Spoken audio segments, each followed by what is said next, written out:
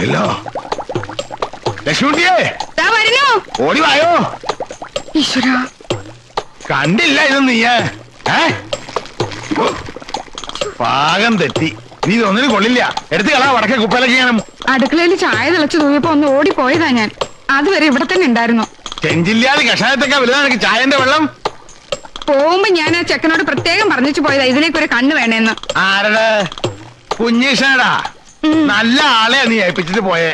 എവിടെയാ വിദ്യാസുരൻ? ഞാനിവിടെ ഉണ്ടച്ചാ. കണ്ണിന്റെ മുമ്പിൽ കിടന്ന് ഈ കഷായം തിളച്ചു തോന്നുമ്പോ ആ തീയെങ്കിലും ഒന്ന് കെടുത്തിക്കൂടായിരുന്നോ? കാർക്കോടക. അച്ഛനല്ലേ പറഞ്ഞത് ഗുളിക മാത്രം കിട്ടിയാ മതി, കഷായവും കുഴമ്പും ലേഹ്യവും ഒന്നും ഈ കാർക്കോടകന്റെ ഉത്തരവാദിത്തപ്പെട്ടതല്ലെന്ന്. അത് നിനക്ക് വിവരമല്ലാഞ്ഞിട്ട് പറഞ്ഞല്ലേ കുഞ്ഞീഷ? എന്നെ ഏൽപ്പിച്ച ജോലി അത് ഭംഗിയായിട്ട് ചെയ്യുക എന്നുള്ളതാണ് എന്റെ ലക്ഷ്യം. അതെ, അതുകൊണ്ടാണല്ലോ ഭംഗിയായിട്ട് ചെയ്തുകൊണ്ടിരിക്കുന്നേ. ചതുരാകൃതിയിലാണോ ഗുളിക ഉരുട്ടുക? പിന്നെ എങ്ങനെ ഉരുട്ടുക? ഇത് കണ്ടോ ലക്ഷ്മിയെ, ഇതെങ്ങനെയാ മനുഷ്യന്മാർക്ക് കൊടുക്കും? ഓ, എന്റെ പ്രഥമ സന്തതിക്ക് ഇങ്ങനെ ഒരു ജന്മമാണല്ലോ ദൈവമേ നീ കൊടുത്തത്. അച്ഛാ, എന്നെ അങ്ങനെ ഇടിച്ചു താഴ്ത്തരുത്. എടാ, നിന്റെ അനിയൻ 3 മാസം കഴിയുമ്പോ MBBS പാസ്സായി വരും.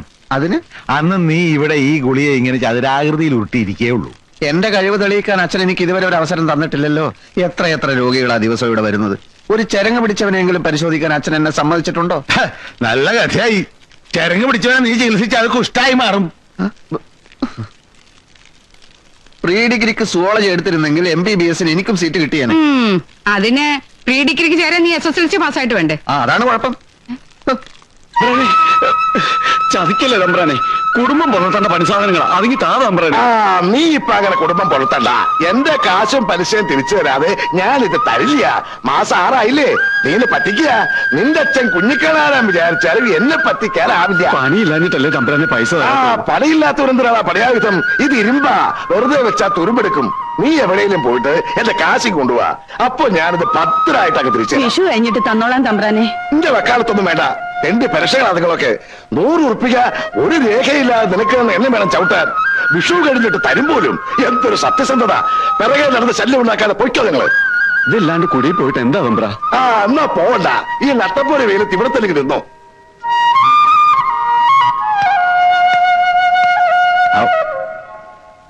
സമയം കഴിഞ്ഞല്ലോ. എല്ലാരും നാളെ വരിക. ശരി.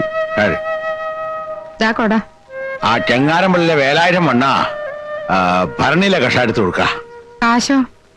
ഒന്നും വാങ്ങണ്ട, മെരിറ്റിനാണ്.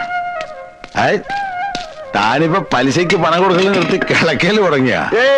അളിയലല്ലേ പറഞ്ഞത് ഇവിടെ മുളക് വള്ളിയുടെ മൂട് കളിക്കാൻ ഒരു തൂമ്പയില്ലെന്ന്? ഒന്നല്ല, 3 എണ്ണം. എവിടുന്നായിട്ടൊക്കെ? വരുന്ന വഴിയില് ഒരു വിദ്വാരം വിൽക്കാന്ന് വെച്ചിരിക്കണു. അപ്പോഴാ അളിയൻ പറഞ്ഞ കാര്യം ഞാൻ ഓർത്തത്. ഉറുപ്പി 200 കൊടുത്തു. എങ്ങനെ കാശെടുത്തോട്ട് വാ, എന്നിട്ട് ഇതെടുത്തൊക്കെ അകത്തോട്ട് വെക്ക്. ഇത് പഴയതാണല്ലോ ശിവശങ്കര. പുതിയതല്ല. പുതിയതിനിപ്പോ എന്താ വില എന്നാ വിചാരം? ഈ സെക്കൻഡ് അല്ല. ഇത് ആ കരിയാത്തന്നെയാണല്ലോ ആങ്ങളെ. അന്നൊരു ദിവസം അവനൂടെ കളിക്കാൻ വന്നപ്പോ ഇത് അവന്റെ കണ്ടു. കരിയാത്തത് തന്നെയാ, അവന്റെ കയ്യിൽ തന്നെയാ ഞാൻ വില കൊടുത്ത് വാങ്ങിയത്. ശിവശങ്കര, താനിത് വില കൊടുത്ത് വാങ്ങിയോ അതോ പിടിച്ചിട്ടോ? എന്താ കാശും പലിശയും തന്നല്ലേ, പിന്നെ ഞാൻ എന്താ ചെയ്യാ?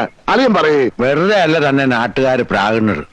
എന്തിനാടോ ഈ വയസ്സുകാലത്ത് കണ്ടവന്റെ ഒക്കെ ശാപം വാങ്ങി തലയെ കെട്ടി വെക്കുന്നത്? കാശിന്റെ കാര്യത്തില് ഇനി കഴിയാത്തതല്ല, സാക്ഷാൽ ദുർവാസാവ് നേരിട്ട് വന്ന് ശപിച്ചാലും എനിക്ക് പ്രശ്നമല്ല. അതെ, ഈ കൊള്ള മുതൽ വിൽക്കാൻ വേണ്ടിട്ട് ആങ്ങളെ ഇപ്പൊ ഇങ്ങോട്ട് വന്നത്? അതിന് മാത്രമല്ല, നേര് പറഞ്ഞാ ഞാനിപ്പോ വന്നത് ഇന്ദിരയുടെ ഫീസിന്റെ കാര്യം പറയാനാ. ഇന്ദിരയുടെ ഫീസിന്റെ കാര്യം? അവളിപ്പോ ടൈപ്പ് അടിക്കല്ലേ, നാളെ അത്ര ഫീസ് കൊടുക്കേണ്ടത്. ഉറുപ്പിയെ 40 വേണ്ടത്. എന്റെ കാശില്ലേ കയ്യിൽ കൊടുക്കാൻ? അത് ഞാനാ കൊടുക്കുക, അളിയിലല്ലേ കൊടുക്കേണ്ടത്. തന്റെ മോള് ടൈപ്പ് പഠിക്കാൻ ഞാനാ പൈസ കൊടുക്ക? അതേ അവൾ ആർക്ക് വേണ്ടിയാ ടൈപ്പ് പഠിക്കണത്? എനിക്ക് വേണ്ടിയാ. അളിയന്റെ മേൽ ഉണ്ണിക്ക് വേണ്ടിയാ. അവനല്ലേ അവളെ കല്യാണം കഴിക്കാൻ പോണത്. ഭാവിയിലേ അവളെ ടൈപ്പ് പഠിക്കുന്നതിന്റെ ഗുണമാർക്കാ? ഉണ്ണിക്ക് അല്ലേ മകളെ?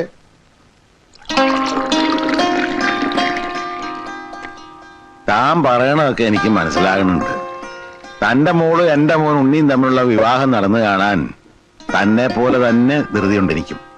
പക്ഷെ മൂത്തവനായ കുഞ്ഞീഷിനെ നിർത്തിയിട്ട് എങ്ങനെയാ? നാട്ടുമര്യാദക്കെതിരല്ലേ ശിവശങ്കര? നാട്ടുകാരോട് പോയി പണി നോക്കാൻ പാടില്ല. നമ്മുടെ കാര്യം തീരുമാനിക്കേണ്ടത് നമ്മളല്ലേ. അതിപ്പോ അത്ര നിർബന്ധാന്ന് വെച്ചാ കുഞ്ഞീഷിനും കൂടെ ഒരു പെണ്ണ് കണ്ടു കളയാം. രണ്ടും കൂടെ ഒരുമിച്ചങ്ങ് നടത്താം. എന്താ? ഏതായാലും 2-3 മാസം കഴിഞ്ഞ് അവനിങ്ങ് പോരല്ലേ. ഉണ്ണിയുടെ അച്ഛൻ പറയണത് പഠിപ്പ് കഴിഞ്ഞു വന്നാലും അവൻ ഇവിടെ തന്നെ ഒരു ക്ലിനിക്ക് തുടങ്ങാലോ എന്നാ. ഒരു ഇരിപ്പറപ്പിച്ചിട്ട് പോരെ കല്യാണക്കാരിയൊക്കെ ചിന്തിക്കുന്നത്. പോരാ, ചിന്തിക്കാനുള്ളത് അപ്പ ചിന്തിക്കണം. പട്ടണത്തിൽ പഠിക്കണ ചെറുക്കനാ, എപ്പോഴാ മനസ്സ് മാറുകയെന്നറിയില്ല. മാത്രമല്ല, പഠിപ്പും പദവിയുള്ള പയ്യന്മാരെ വലവീശി പിടിക്കാൻ ആളുണ്ടാവും പട്ടണത്തില്. പിന്നെ അളിയന്റെ നേർപ്പങ്ങള് എന്റെ ഭാര്യ മരിക്കാൻ നേരത്ത് പറഞ്ഞത് ഇന്ദുമോളെ ഇങ്ങോട്ടേ കെട്ടിച്ചു കൊടുക്കാവുന്നല്ലേ? അല്ല, അതിനിപ്പോ ഇവിടെ ആർക്കും എതിർപ്പൊന്നും ഇല്ലാലോ. തന്നെയല്ല, അവർ രണ്ടുപേരും മനസ്സുകൊണ്ട് അടുപ്പാണിനും. ആ നിർബന്ധാച്ചാ ഒന്നിത്തളം വരെ വന്നുപോയാൽ ഞാൻ ഉണ്ണിക്ക് കത്തെഴുതാം. കുറിപ്പടി നോക്കി കൃത്യമായിട്ട് കൊടുക്കുക. ആ മരുന്നൊക്കെ കഴിക്കണം കേട്ടോ. ഓ കുറുന്തോട്ടിക്കൊക്കെ എന്താ ക്ഷമം. എന്നാലും ഞാൻ ഒപ്പിച്ചു, കാരക്കുന്ന് കയറി പറഞ്ഞിട്ടാണെങ്കിലും. എവിടെ നോക്കട്ടെ. ദാ, ഐ, ഇത് കുറുന്തോട്ടിയാ? കൊണ്ട് കലടോ ചൊറിഞ്ഞ് ഭ്രാന്ത് പിടിക്കണ്ടെങ്കിൽ നായി കുറഞ്ഞാ. ഒരു കുറുന്തോട്ടി കണ്ടാ മനസ്സിലാകത്തോ നിന്നൊക്കെ എന്തിനു കൊള്ളാടാ കുതിര കണാരാ? കുറുന്തോട്ടി കണ്ടാ മനസ്സിലാവാഞ്ഞിട്ടല്ല, ഞാൻ ആദ്യം പറഞ്ഞില്ലേ കുറുന്തോട്ടി കിട്ടാനില്ല, ക്ഷാമാണെന്ന്. എടാ നിന്നെയൊക്കെ സൃഷ്ടിച്ച് എന്നെ വേണം ചവിട്ടാൻ. പോടാ എന്റെ മുമ്പിന്ന്. എന്നാ ഇതിനെ കൊണ്ടുപോ. പോടാറങ്ങി.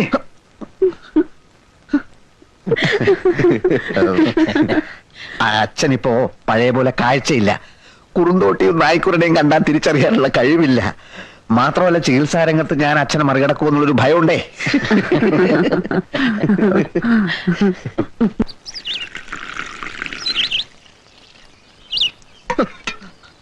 കുറുന്തോട്ടിയൊക്കെ ഞാനും കുറെ കണ്ടതാ. അഷ്ടാംഗ ഹൃദയത്തിലും സഹസ്രയോഗത്തിലൊന്നും കുറുന്തോട്ടിന്റെ ഫോട്ടോ എടുത്ത് വെച്ചിട്ടില്ലല്ലോ. നിനക്കെന്താ? അയാളോട് മര്യാദക്ക് പെരുമാറാൻ പറയണം. ആരോട്? മാധവ വൈദ്യരോട്. സമയവും സന്ദർഭവും നോക്കാതെയുള്ള ചീത്ത പറച്ചിലുണ്ടല്ലോ, അത് അവസാനിപ്പിച്ചില്ലെങ്കിൽ എന്റെ സ്വഭാവം മാറും. ഭാര്യയല്ലേ, ഒന്ന് ഉപദേശിച്ചോളൂ നന്നായിട്ട്.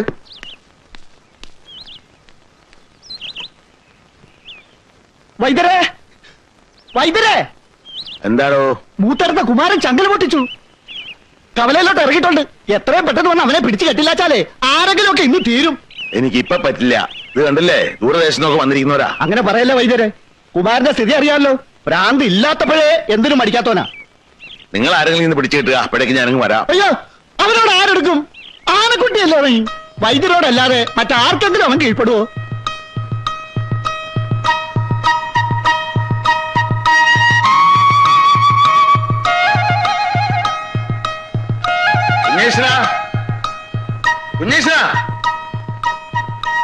നിന്നെ അച്ഛൻ വിളിക്കുന്ന കേട്ടില്ലേ കുഞ്ഞീഷ? എന്തിനാ? ആളുകളുടെ മുമ്പിൽ വെച്ച് ചീത്ത വിളിക്കാനല്ലേ? എനിക്ക് തീരെ ടൈമില്ലെന്ന് പറഞ്ഞേക്ക്. ചീത്ത വിളിക്കാനല്ല മോനെ, നിന്നെ ഒരു ജോലി ഏൽപ്പിക്കാൻ പോവാ ഞാൻ. എന്ത് ജോലി? ഒരു ചെറിയ ജോലി. നമ്മളെ മൂത്തേരത്തെ കുമാരനെ കവലയിലേക്ക് ഇറങ്ങിയിട്ടുണ്ട്, ചങ്ങല പൊട്ടിച്ച്. അവനെ ഒന്ന് പിടിച്ചു കെട്ടു നീ. എന്റെ അമ്മേ, നിങ്ങൾ എന്തായി പറയണേ? എളുപ്പത്തിൽ നടക്കുന്ന കാര്യമാണോ അത്? അല്ല, ഇവനല്ലേ എപ്പോഴും പരാതി പറയാൻ ഒരു അവസരവും കൊടുക്കണില്ലാന്ന്. അവസരം വന്നിരിക്കണു. ഏറ്റെടുത്ത് ചെയ്യട്ടെ.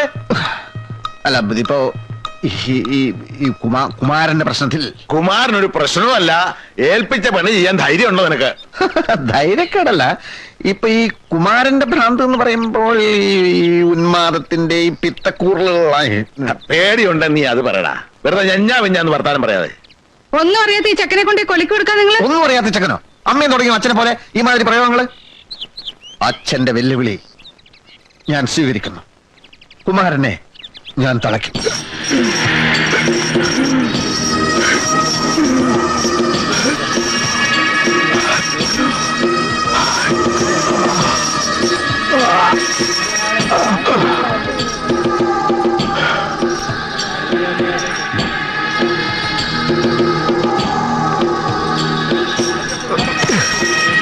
പാവങ്ങൾക്ക് കൊടുക്കാതെ പഴമ്പിക്കാൻ നടക്കണം.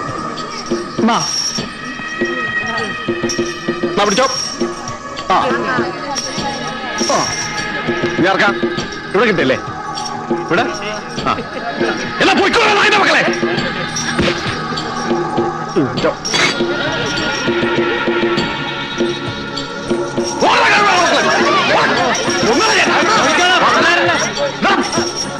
കിട്ടിയപ്പോഴേക്കും പിന്നൊക്കെ ഞാൻ എന്താടാ എന്താണോ നോക്കണേ? കൊല്ലില്ല.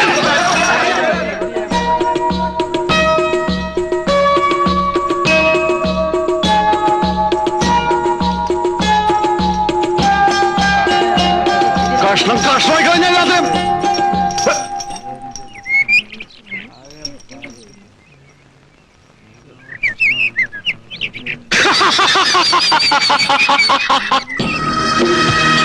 വാടാ വാ, നിന്നെ തന്നെ എനിക്ക് കിട്ടേണ്ടത്. നിന്റെ തന്ത കൊണ്ടുള്ള ക്ലാപ്പിലെ കള്ളവൈദ്യര് കഴിഞ്ഞ കൊല്ലം എനിക്ക് ഭ്രാന്താണെന്ന് പറഞ്ഞാൽ പിടിച്ചു കെട്ടി. എവിടെയാ അവൻ?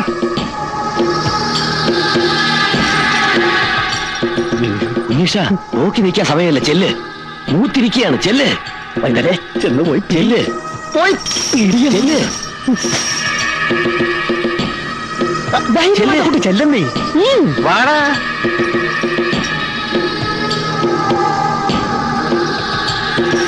നിന്റെ ചെവി ഞാൻ ഇറക്കും, കണ്ണ് ഞാൻ ചൂഴ്ന്നെടുക്കും, മൂക്ക് ഞാൻ ചത്തും. എന്നിട്ട് ഇതെല്ലാം ചേർത്ത് ലേഖ്യം ഉണ്ടാക്കി എന്റെ തന്തയെ തീറ്റിക്കും. കുമാര, എന്നെ ഉപദ്രവിക്കരുത്. ഒന്നുമില്ലെങ്കിലും നമ്മൾ ഒരു സ്കൂളിൽ പഠിച്ചല്ലേ. ഞാൻ 3-ലും, നീ 7-ലും. നിനക്ക് ഓർമ്മയുണ്ടോന്ന് അറിയില്ല. ഒരു ദിവസം നീ എന്റെ ചോറ് കട്ട് നിന്നിട്ട് ഞാൻ മാഷന്മാരോടൊന്നും പറഞ്ഞില്ല. അതാണ് കുമാര സ്നേഹം. ഞാൻ നിന്നെ ഒന്ന് കെട്ടിക്കോട്ടെ, ഇതെന്റെ അഭിമാനത്തിന്റെ പ്രശ്നമാണ്. അതുകൊണ്ടാ. നിനക്ക് എന്നോട് ഇത്ര സ്നേഹമുണ്ടെന്ന് ഞാൻ വിചാരിച്ചില്ലടാ. നാട്ടുകാരെല്ലാം പറഞ്ഞ എനിക്ക് ഭ്രാന്താണെന്നാണ്. കെട്ടിക്കും, നീ തന്നെയാണ് എന്നെ കെട്ടത്.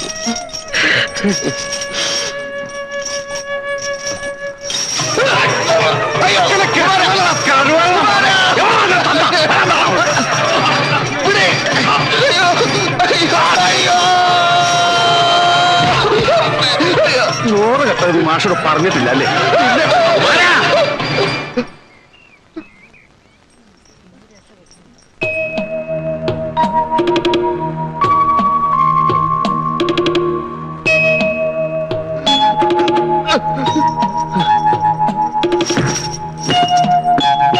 ഒരു കഴിക്ക് എത്തിക്കൊണ്ടുവരാ.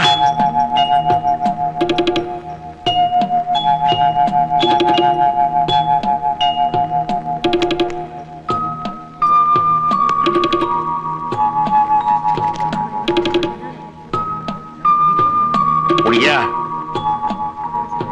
കുടിക്ക.